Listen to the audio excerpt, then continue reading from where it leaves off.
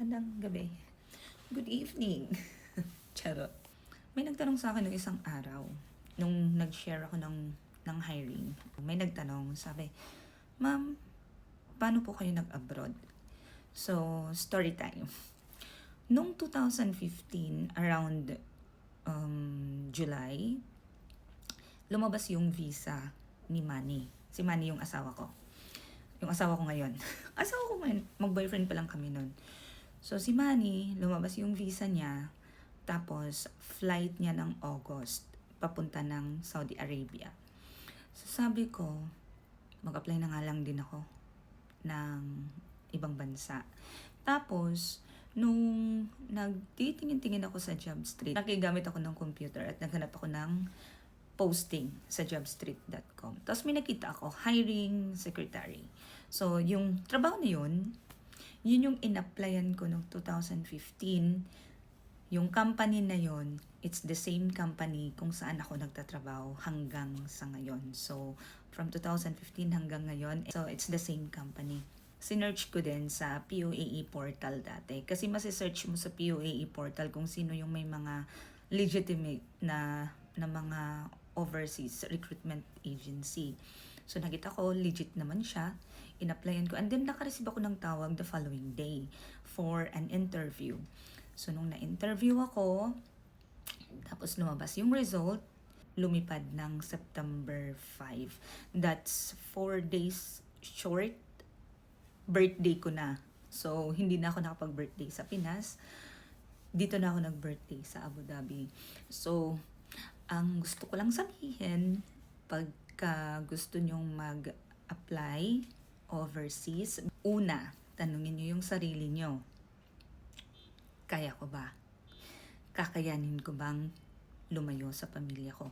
Kasi ang pag-a-abroad, hindi siya ganun-ganun lang na nakikita nyo yung mga nasa ibang bansa, masaya-masaya, nagpo-post. Alangan naman kasing i-post namin yung mga struggles namin dito. Parang, naghihirap na nga. I mean, di ba? Ako personally, hindi na. No? Nung umpisa na ako, homesick ako. But that was 10 years ago. Trabaho ka lang. Lalabas ka lalabas ka pag day off, syempre, para makakita ng maraming tao.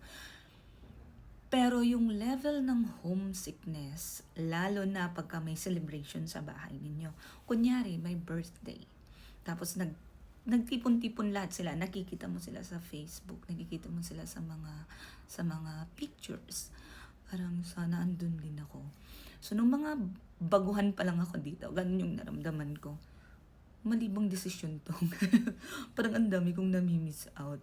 Nung unang uwi ko ng 2017, ako,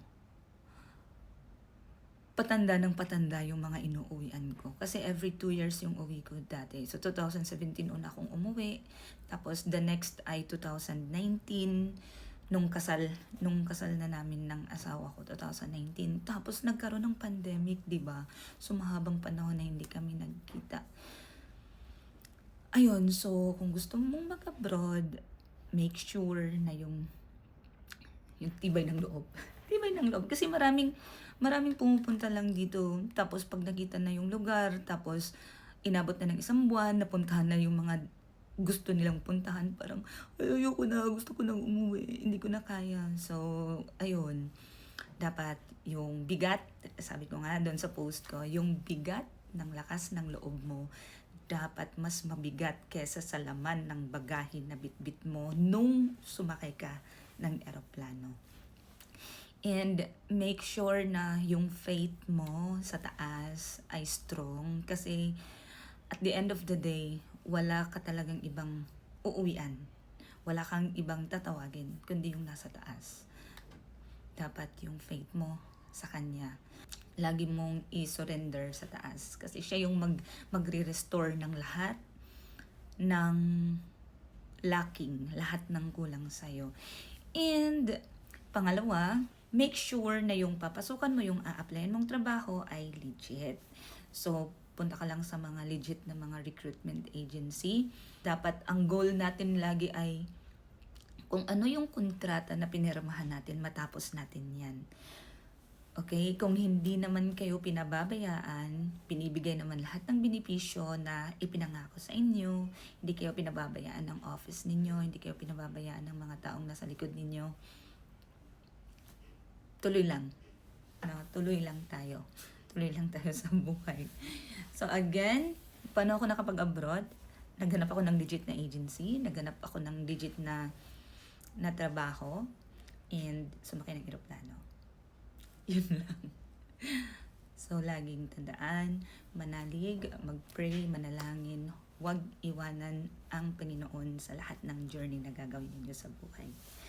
Yan lang po, and happy weekend everyone.